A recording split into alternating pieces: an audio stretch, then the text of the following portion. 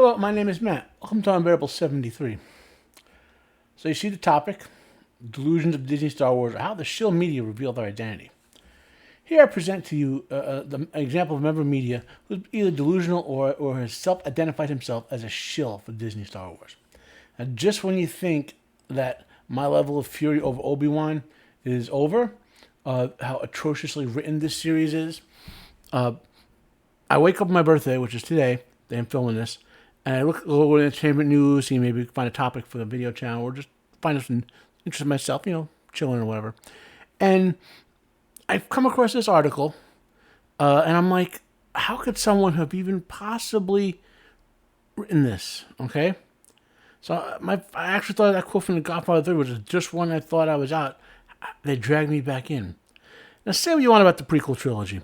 Yeah, we all know the OT was better. Okay, no arguments there. And yet, in light of the Disney films, the prequel trilogy looks way better than we thought it was back then. I know. Hayden Christensen, neither how he portrayed Anakin Skywalker, nor what show was he given. Did he feel like the Darth Vader of the OT? Fine. Yeah, Darth Jar Jar. We have all made fun of that character for decades. And yeah, oh my God, MIDI fracking chlorians. A concept so bad, Lucas asked EU writers to bail him out on it. We get all that, okay? But to say what Tom Chang did in this crap fest of an article, okay?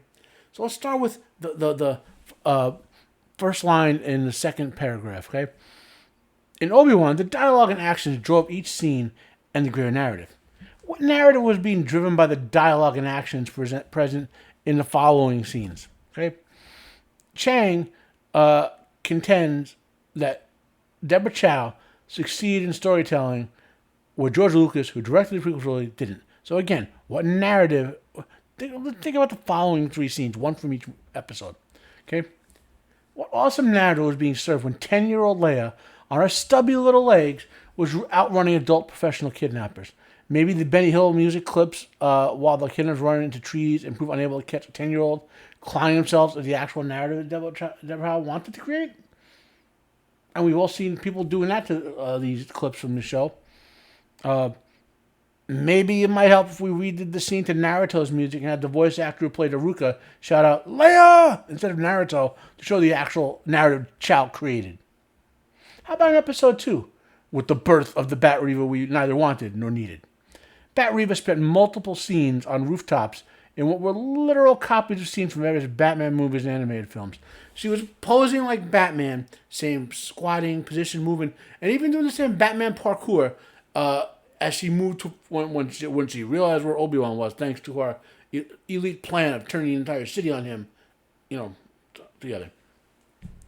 I mean, not that Obi-Wan. I mean, Obi-Wan could have used Jedi mind tricks, just walk out of there with no problem. But I guess Deborah Chow's creating a narrative for the Bat Reva. Right? How about episode 3? I can pick any number of scenes in this piece of garbage, okay? But think about this one. Obi-Wan is leading Vader away, despite the fact that Vader has the Force and should sense that Obi-Wan is trying to lead him away from somewhere. And Obi-Wan with the Force should be able to sense that Vader's sensing that. That's how the Force works. When you're relatively low power, which they are, as per Lucas, the Force neutralizes each other, and it comes down to a confrontation at the point where you either run away completely or you confront each other with the lightsabers. Okay? So Obi-Wan's leading Vader away, right? And finally, it comes down to the confrontation, and they have a crappy little lightsaber fight.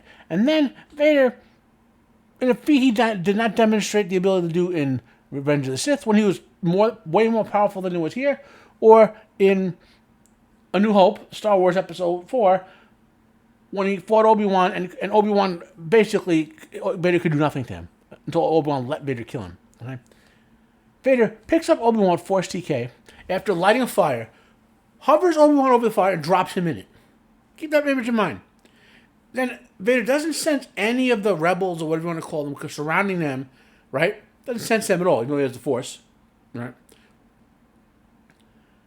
The fire gets put out. Remember, Deborah Chow's directing all of this. Obi-Wan somehow physically teleports back to the spot where he was before Vader grabbed him. The fire starts up again. And Vader, who we saw effortlessly put the fire out with the Force, now is intimidated by the fire. Oh, and by the way, Vader should be able to just walk through the fire. Do you know how we know that? Because in the battle on Mustafar, Obi-Wan and Anakin were close enough to the lava on the planet that the air around them should have been hotter than that fire. They were protecting themselves with the Force from that. Leaving aside that Vader is wearing power armor that would protect him from stuff like that too. We've seen him take blaster bolts. Okay, watch A New Hope when he do episode when he deflects a blaster bolt with his hand, not with the Force, with his armor. Okay. Anyway, Vader intimidated by the fire for some reason, and then even though we saw Vader in that town scene, walk down the town from 15 to 20 feet away, breaking people's necks and pulling them out of buildings with the Force. He can't reach out and grab Obi-Wan and break his neck or pull him back, which even though we just saw him pull Obi-Wan from that distance not even 2 minutes ago. Deborah Chow, your scene you did 2 minutes ago, that Tom Chang says is a masterful narrative superior to the prequel trilogy. He can't pull Obi-Wan back, can't rip the robot's head off from that same distance, can't just put the fire out like he did before. Nope, Deborah Chow literally clowned herself with that scene. Clowned herself. The work she did right like a minute before that scene, once the rebels showed up, she clowns her own work. And that's an example. That's something that Tom Chang thinks is a better narrative and storytelling with action scenes and visual that tell best than the prequel trilogy. Later we get this wonderful comment from the bottom of the article.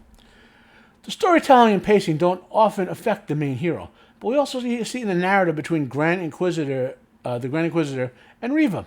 If Lucas was in charge, I wouldn't be so sure that Reva would stand up for herself in the way that she did soon in episode 2. Because apparently murdering your boss with a lightsaber to the gut is standing up for yourself. We would probably have gotten more build-up in the form of plotting dialogue scenes and teases until a cinematic moment similar when Anakin turns back on the Jedi in Revenge of the Sith. Well, he just says Sith, Revenge of the Sith. Get an editor, bro. I can actually appreciate Reva's turn because it also pseudo-reinforces the narrative of how the dark side is often driven by ambition rather than patience. Pseudo-reinforces would mean that it doesn't actually reinforce. When I use pseudo, it basically means fake, not real. Bear in mind. Did Tom even see the scene when Anakin murders every last one of the Sand people from the tribe that kills his mother? Maybe we should follow Tom's logic, and right then and there, right after that scene, Lucas should have Anakin go back to the Jedi Temple and murder the youngling that's up betraying the Jedi. Like right after that scene. Right? Hey Tom, the dark side is never driven by patience. It's the dark side of the Force. It's driven by darker emotions. But you would have to actually have understood Star Wars and what Lucas was telling us in those movies before. I guess you write a piece of garbage article like this one. It shows that a lack of patience or as a negative emotional trait, that you look at patience as a negative emotional trait. And if you do that, then you obviously didn't use it, because if you had any patience, you would have went back and maybe watched the films you claimed you knew about and not written this crappy article. I've linked Tom Chang's garbage article if you want to see the rest of it, his thoughts. And I use the word loosely because they're not really thoughts, down below. Someone actually made me defend the PT. Comment down below if you have any questions about this garbage article that you would like me to comment on. Please share your thoughts. Share this video if you enjoyed it. Like if you like, dislike if you dislike. Subscribe if you want to hear more from me. My name is Matt. This has certainly been an unbearable article on our Unbearable 73. Have a nice day. I am out of here, thankfully.